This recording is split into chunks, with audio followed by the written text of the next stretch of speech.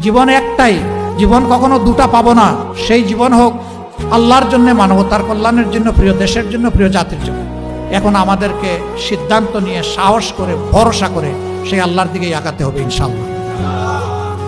আর কাউকে পরোয়া করবো না ইনশাআল্লাহ। আপনারা দোয়া করবেন।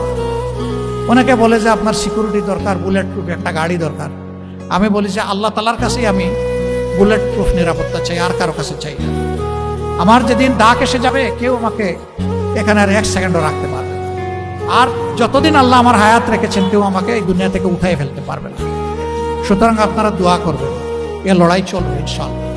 এ লড়াই আমরা বন্ধ করব না ইনশাআল্লাহ। এ পথে আমরা থামবো না ইনশাআল্লাহ। আমাদের সামনে হিমালয় পর্বত দাঁড়ায় গেলেও আল্লাহ তাআলার শক্তির সাহায্যে সেই হিমালয় পর্বত আপনাদেরকে, জাতিকে সাথে নিয়ে ইনশাআল্লাহ আমরা টপকাবো। নিজে দুর্নীতি করবেন না এবং কোনো দুর্নীতিবাজকে প্রশ্রয় দেবেন না। সমাজের সর্বক্ষেত্রে ন্যায় বিচার প্রতিষ্ঠা হবে, বিচার বিভাগ স্বাধীন হবে। কেউ বিচার বিভাগের উপর কোনো রাজনৈতিক হস্তক্ষেপ করতে পারবেন না। অপশাসনের বিরুদ্ধে, দুঃশাসনের বিরুদ্ধে, ফ্যাসিবাদের বিরুদ্ধে আমরা ঐক্যবদ্ধ। আল্লাহ তাআলা আমাদেরকে এই তৌফিক দান করুন। আসসালামু আলাইকুম ওয়া রাহমাতুল্লাহি ওয়া বারাকাতুহু।